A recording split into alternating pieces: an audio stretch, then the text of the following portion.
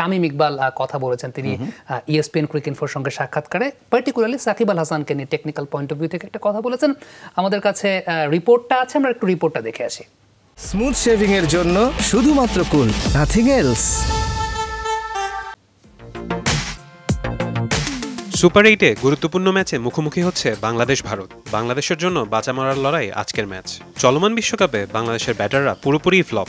প্রতিটি ম্যাচেই ব্যর্থ হয়েছেন টপ অর্ডাররা। দলের সেরা তারকা সাকিব আল হাসানও নেই পুরোপুরি ছন্দে। তামিম ইকবাল মনে করেন সাকিব যদি উপরের দিকে ব্যাটিং করেন তবে তিনি ক্রিজে কিছুটা বেশি সময় পাবেন এবং যে কোনো বলারকে ভালো জবাব দিতে পারবেন। ভারতের ব্যাটারদের বিপক্ষে তার 4 ওভার বোলিংও হতে পারে ম্যাচের টার্নিং পয়েন্ট।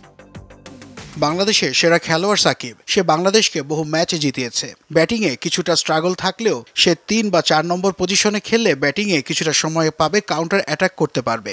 সাকিব বাংলাদেশের সেরা বলার। ব্যাটার ডানহাতি বা বামহাতি যাই হোক না কেন, তাকে দায়িত্ব নিতে হবে। তার 4 ওভার অনেক ভাইটাল। পুরো বিশ্বকাপে বাংলাদেশের পেসাররা অসাধারণ বোলিং করেছেন। বিশেষ করে নতুন বলে তানজিম সাকিব, তাসকিনরা দারুণ পারফর্ম করেছেন। অস্ট্রেলিয়ার বিপক্ষে শেখ মাহাদিকে দিয়ে চেষ্টা করা হলেও তামিম মনে করেন ভারতের বিপক্ষে শরীফুল ও তানজিম সাকিবের অ্যাটাকই বেশি কার্যকরী হবে। নতুন বলে আমি চাইব শরীফুল আক্রমণে আসুক। নতুন বলে শরীফুল সাকিব হতে পারে বাংলাদেশের ট্রাম্প কার্ড। ভারতের টপ অর্ডাররা রানে নেই, এই সুযোগটা কাজে লাগাতে হবে। টপ অর্ডারকে দ্রুত গুড়িয়ে দিতে পারলে তাদেরকে কম রানে বেঁধে ফেলা যাবে।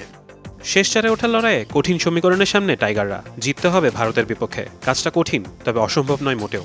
সাকিব শান্তরা জ্বলে উঠলে আরেকটি বিজয় নিয়ে মাঠ ছাড়তে পারবে লাল সবুজরা। টাইগাররা কি পারবে অ্যান্টিগা ইতিহাস রচনা করতে? ফারহান ইসান, যমুনা স্পোর্টস।